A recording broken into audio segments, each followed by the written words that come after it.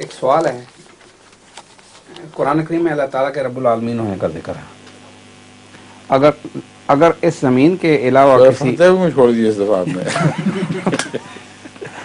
اگر اس زمین کے علاوہ کسی اور عالم کے وجود کا امکان ہے تو کیا وہاں کسی شیطان کے وجود کا بھی امکان ہے؟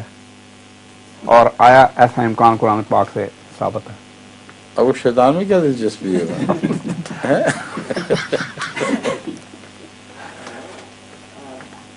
شیطان ہے کیا چیز؟ جیسے قرآن پاک میں ذکر ہے کہ شیطان بھی شیطان پر ایمان لانا ضروری ہے؟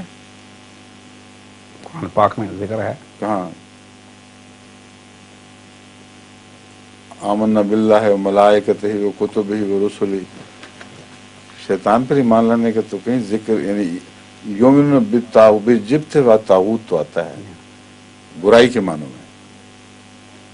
تو وہ ایمان جو انسان کے لیے لازم ہے اور اس کے لیے اس کے بغیر اس کی بقا نہیں، اس میں اللہ، فرشتے، کتب، انبیاء اور یوم آخرت. شیطان تو کہیں نہیں ہے اس میں، بلکہ جو شیطان پر ایمان لاتے ہیں ان کا نفرت کے ساتھ ذکر ہے، ان کو رد کیا گیا ہے. تو آپ کو کیا شوق ہے شیطان پر ایمان لانے کا؟ نہیں، کیونکہ اس کا ذکر ہے قرآن پاک میں. ذکر تو بڑی چیز، ذکر تو ہر خبز کا بھی ہے، شراب کا بھی ہے، سور کا بھی ہے. یہ بھی نہیں پوچھتے وہاں سور ہوں گے کہ نہیں، شراب ملے گی کہ نہیں. جو باتوں کا جن جہانوں کا ہم سے کوئی تعلق ہی نہیں ہے. ہمیں یہ بھی نہیں پتا کہ اس کی مخلوق کس نوع کی ہوگی.